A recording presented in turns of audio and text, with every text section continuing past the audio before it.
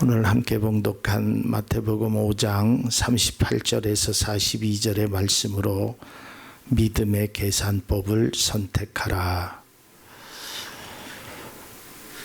우리가 누누이 말씀드리지만 인생에 있어서 어떤 것을 선택하느냐는 매우 중요합니다.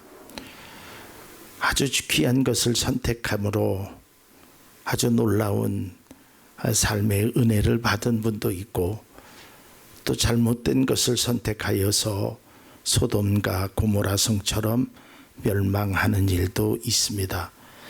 그래서 우리가 말씀을 통해서 과연 어떤 것을 선택하고 신앙을 통해서 예수님께서 우리에게 말씀하신 그 내용 중에 특별히 계산법에 관해서 좀 말씀을 드리고자 합니다.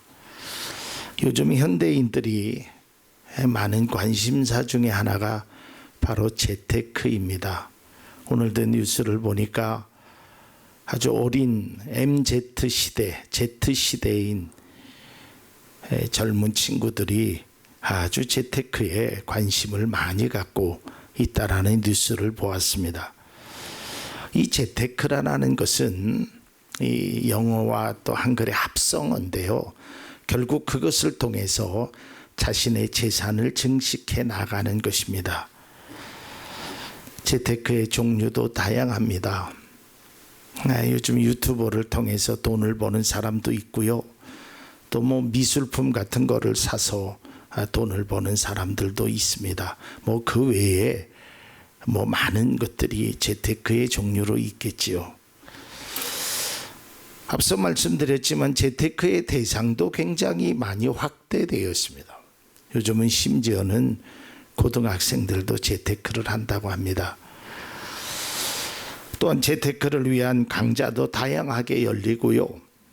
정보를 얻기 위해서 동분서주하는 모습도 있습니다. 또한 서점에 가면 이 재테크에 관한 책들이 굉장히 많이 진열되어 있는 것도 보게 됩니다. 아마 많은 사람들이 이 재테크를 하는 이유가 경제적으로 좀 여유 있는 삶을 살고 싶어서, 또 노후에 좀 안정된 삶을 살기 위해서 우리가 재테크를 하곤 합니다. 실제로 재테크를 통해서 부를 창출한 사람들도 있습니다. 그래서 오늘날 너도 나도 할 것 없이 아주 재테크의 열광에 빠져 있기도 합니다. 심지어는 잘 다니던 직장까지도 그만두고 재테크에 열중하는 젊은 친구들도 있습니다. 그래서 오늘날 많은 사람들이 이 재테크를 통해서 자신의 부를 늘려가는 것입니다. 여러분, 이 재테크에 성공하는 비결은 간단합니다. 싸게 사서 비싸게 팔면 됩니다. 뭐든지. 집도 싸게 사서 비싸게 팔면 많이 남는 것이죠. 어떤 물건도 값싸게 사서 나중에 값비싸게 팔으면. 그래서 이런 재테크를 하기 위해서 사람들이 굉장히 계산을 하게 됩니다. 어떻게 해야 싸게 살 수 있을까? 어떻게 하면 비싸게 팔 수 있을까? 그래서 나름대로의 아주 계산법들이 다양합니다. 여러분 알다시피 수입은 들어오는 것이고 지출은 나가는 것이죠. 근데 수입이 지출보다 많으면 남는 것이고, 반대로 수입이 지출보다 적으면 마이너스가 됩니다. 이것은 모든 사람들이 다 알고 있습니다. 누가 미치는 장사를 하고 싶은 사람이 어디 있겠습니까? 100원에 사서 80원에 파는 사람이 어리석은 사람이라고 생각하는 것이 세상의 계산법입니다. 다 알고 있지요. 100원에 사서 120원에 팔아야 된다라는 것을. 그런데 문제는 이게 내 마음대로 되지 않는다는 거예요. 누구든지 플러스의 삶을 살기를 원합니다. 한 달 동안 일을 해서 월급을 받아서, 아니면 어떤 사업을 해서 무언가를 해서 돈이 남아야 되지 않겠습니까? 제가 작년인가 재작년에 그런 설교를 한 적이 있었습니다. 빚이 없는 교회, 빛이 있는 교회. 오늘날 대한민국 사람의 공통적인 문제가 뭔지 아십니까? 바로 빚이에요. 빚. 부채.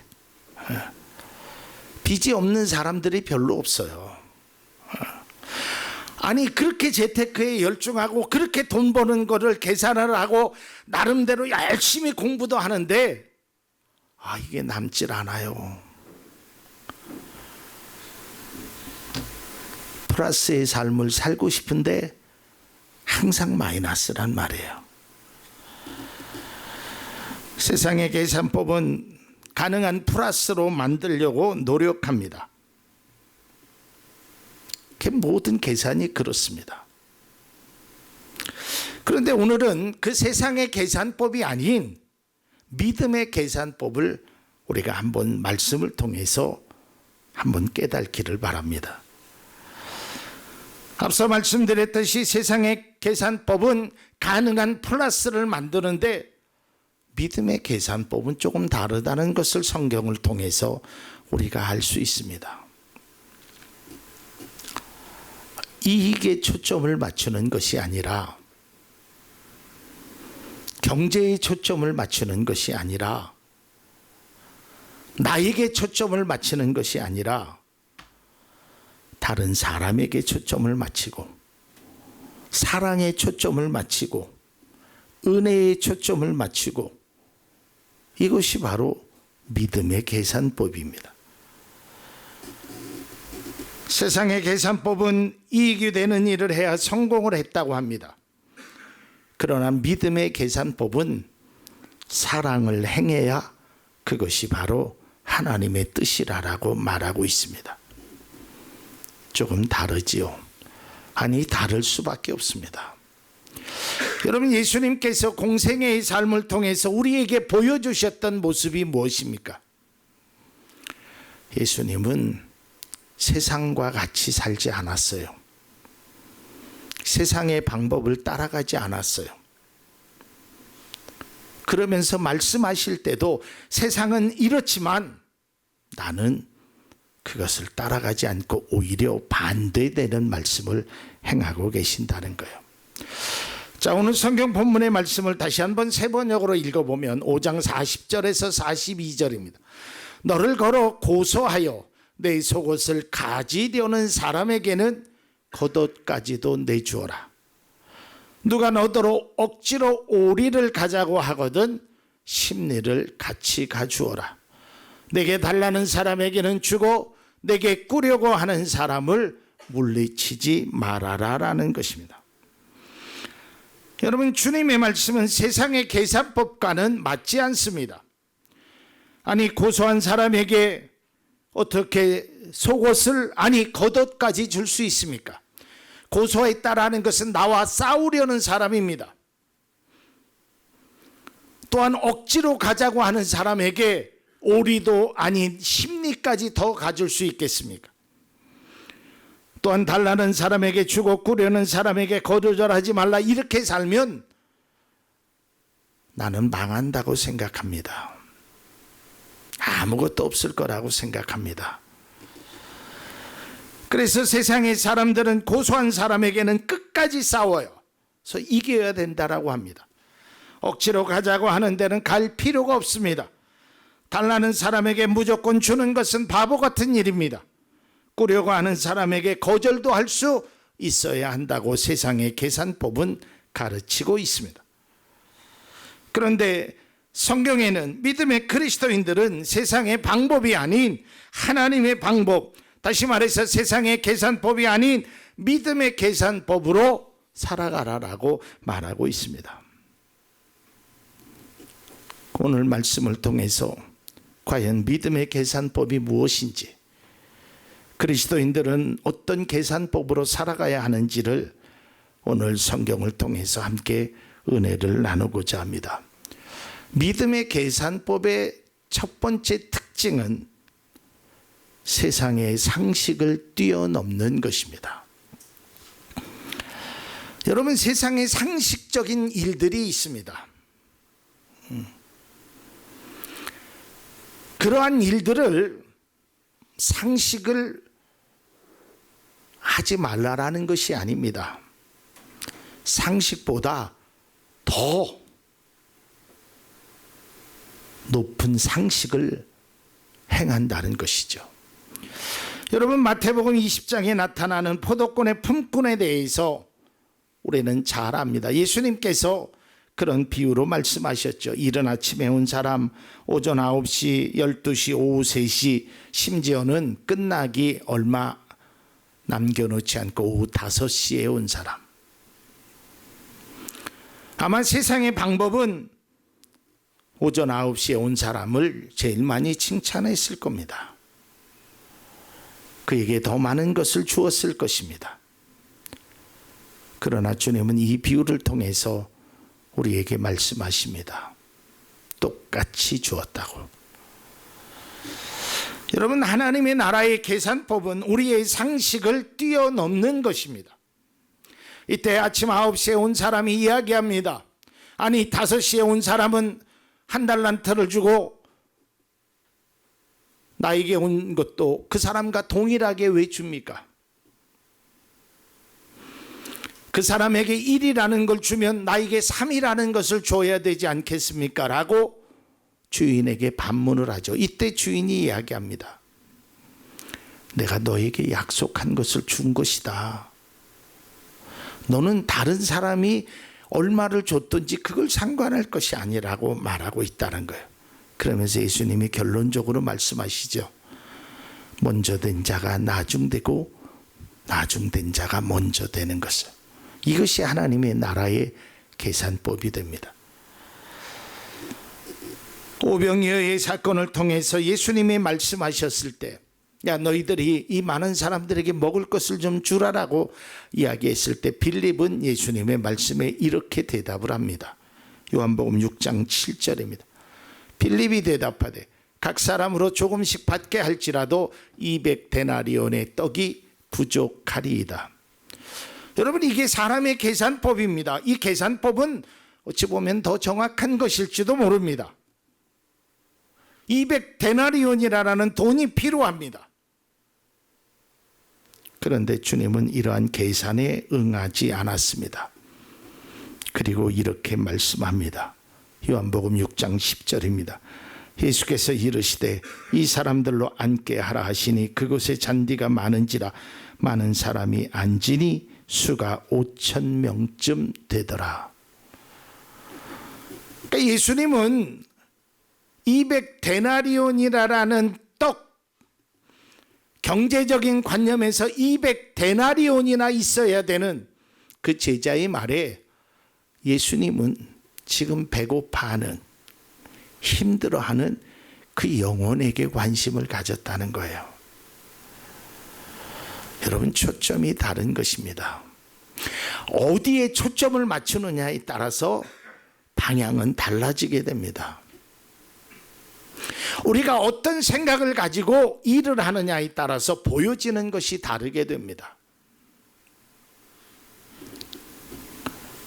우리가 세상의 계산법으로 따라가면 우리에게는 200데나리온이라는 돈밖에 보이질 않습니다. 그러나 믿음의 계산법으로 바라보면 배고파서 목말라서 빈들에서 먹을 것이 없어서 괴로워하는 그 사람들의 모습이 보이게 되는 겁니다. 그렇기 때문에 우리가 어떠한 눈으로 바라보느냐에 따라서, 어떠한 생각으로 그것을 대하느냐에 따라서 달라지게 된다는 겁니다. 믿음의 계산법은 상식을 뛰어넘는 겁니다. 세상의 기준을 뛰어넘는 겁니다. 세상의 방법을 초월하는 것입니다. 그것이 바로 믿음의 계산법인 것입니다. 오늘날 많은 사람들이 세상의 계산법으로 살아가려고 애쓰고 있지만 그리스도인은 세상의 상식을 뛰어넘는 세상의 계산법이 아닌 믿음의 계산을 통해서 200데나리온을 생각하는 것이 아니라 먼저 그곳에 있는 불쌍한 영혼들을 먼저 바라보는 그런 모습이 우리에게 필요한 것입니다. 그래서 제가 이러한 글을 좀 써보았습니다. 자막을 한번 띄워주시면, 세상의 계산법은 계산기에 의존합니다. 바로 빌립이 그랬죠. 몇 명 곱하기 얼마 나누기 얼마 하니까 200데나리온이라. 그러나 믿음의 계산법, 하나님 나라의 계산법은 은혜로 이루어지는 겁니다. 여러분, 이걸 우리가 깨달아야 됩니다.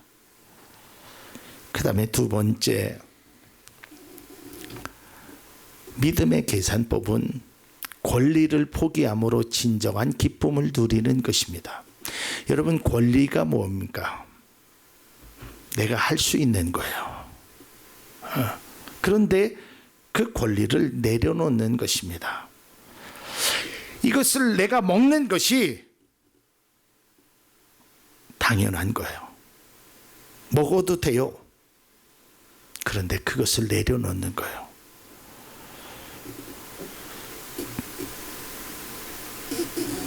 전에 어디선가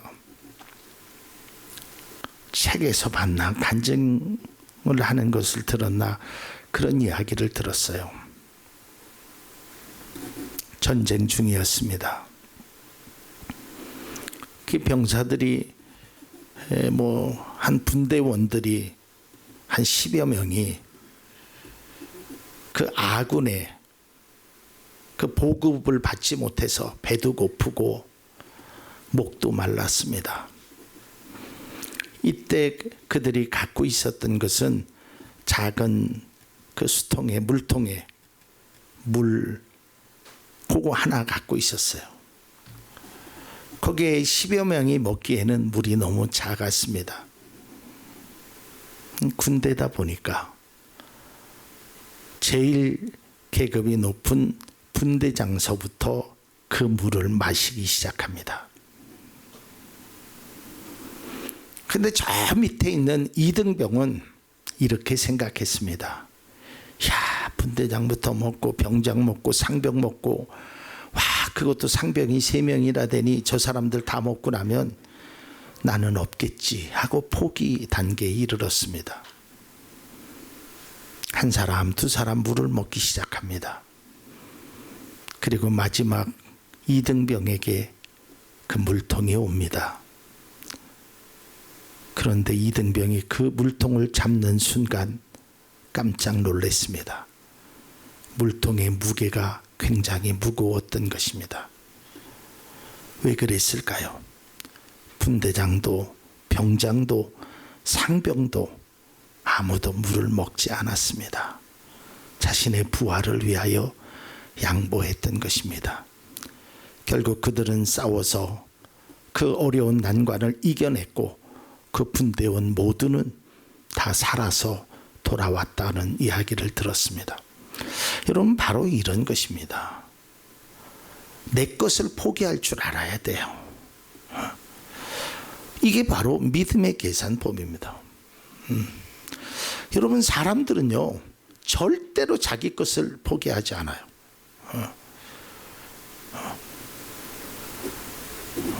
아마 여러분들도 경험해 보셨을 거예요. 네 사람이 중국집을 갑니다.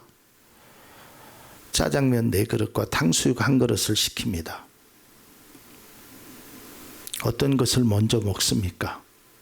다들 탕수육부터 먹습니다. 왜요? 짜장면은 내 거니까. 짜장면부터 먹는 사람이 없어요. 그 탕수육을 그 다른 친구보다 좀 빨리 많이 먹어야, 짜장면은 어차피 내 거니까 내 걸 포기하지 못해요. 예수님께서 제자들을 부르실 때 요구한 것이 딱 한 가지 있는데, 그게 바로 네가 포기할 줄 아느냐라는 거예요. 마태복음 16장 24절입니다. 이에 예수께서 제자들에게 이르시되 누구든지 나를 따라오려거든 자기를 부인하고 자기 십자가를 지고 나를 따를 것이니라. 나를 따라오려면 너를 버려야 된다는 거예요. 네 권리를 포기할 줄 알아야 된다는 거예요. 그것을 깨달은 사도 바울도 이렇게 고백을 합니다. 빌립보서 3장 7절에서 8절입니다. 그러나 무엇이든지 내게 유익하던 것을 내가 그리스도를 위하여 다 해로 여길 뿐더러. 8절 말씀, 또한 모든 것을 해로 여김은 내 주 그리스도를 예수를 아는 지식이 가장 고상하기 때문이라. 내가 그를 위하여 모든 것을 잃어버리고 배설물로 여김은 그리스도를 얻고. 그러니까 나는 예수님 때문에, 예수님을 얻기 위하여 다른 거 다 포기할 수 있다라는 거예요. 내가 가진 지식도, 내가 가진 물질도, 내가 가진 명예도, 권력도 다 내려놓을 수 있다라는 거예요.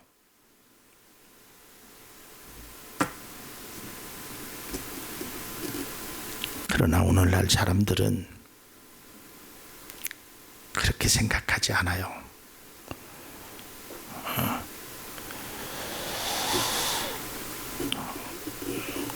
이제 뭐 몇 개월 있으면 내년 3월 달에 우리나라가 대통령 선거를 하잖아요. 뭐 대통령 선거도 그렇고 국회의원 선거도 그렇고 모든 선거를 보면 우리나라 정치인은 모든 종교를 다 섭렵한 것 같아요. 저는 어떤 특정한 종교를 뭐 무시하거나 그러자는 얘기가 아니에요. 뭐 종교가 없는 사람이 그렇다면 그걸 이해할 수 있어요. 근데 내가 가지고 있는 종교를 떳떳하게 말하지 못해요. 뭐 불교에 가서 뭐 합장을 했느냐 안 했느냐, 나는 그거 그렇게 중요하지 않다고 생각해요. 물론 절을 하면 안 되겠지요. 그러나 뭐 예의를 갖추는 거는 괜찮아요.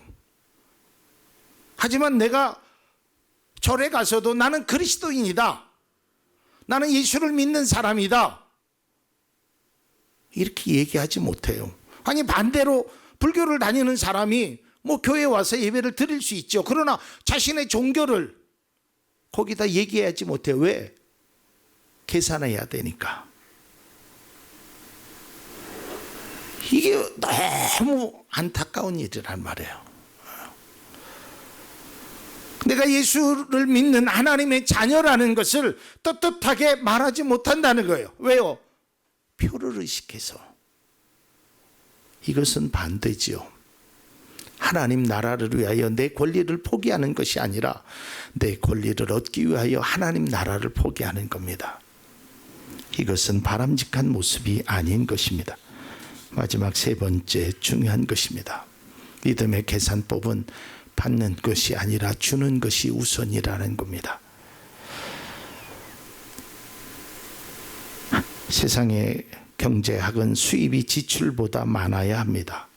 그래서 받는 것이 많아야 합니다. 그러나 하나님의 경제학은 오히려 먼저 주라라는 것입니다. 베풀라는 것입니다. 그런데 참 이상하게도 그렇게 베풀면 다 없어질 것 같고 망할 것 같는데 그렇지 않다라는 거예요. 누가복음 6장 38절입니다. 주라, 그리하면 너희에게 줄 것이니 곧 후이되어 누르고 흔들어 넘치도록 하여 너희에게 안겨주리라. 너희가 헤아리는 그 헤아림으로 너희도 헤아림을 도로 받을 것이니라. 여러분 자꾸 내 것만 생각하지 마세요. 어려운 사람이 있으면 줘야 합니다. 그러면 사도 바울이 이제 예루살렘으로 마지막 순교의 현장을 떠나면서 아주 놀라운 고백을 하거든요. 그 말씀이 사도행전 20장 35절에 새 번역에 이렇게 써 있습니다. 나는 모든 일에 여러분에게 본을 보였습니다. 이렇게 힘써 일해서 약한 사람을 도와주는 것이 마땅합니다. 그리고 주 예수께서 친히 주는 것이 받는 것보다 더 복이 있다 하신 말씀을 반드시 명심해야 합니다. 그래요. 이게 사도 바울이 죽으러 가면서 남긴 말이에요. 얼마나 중요한 말입니까?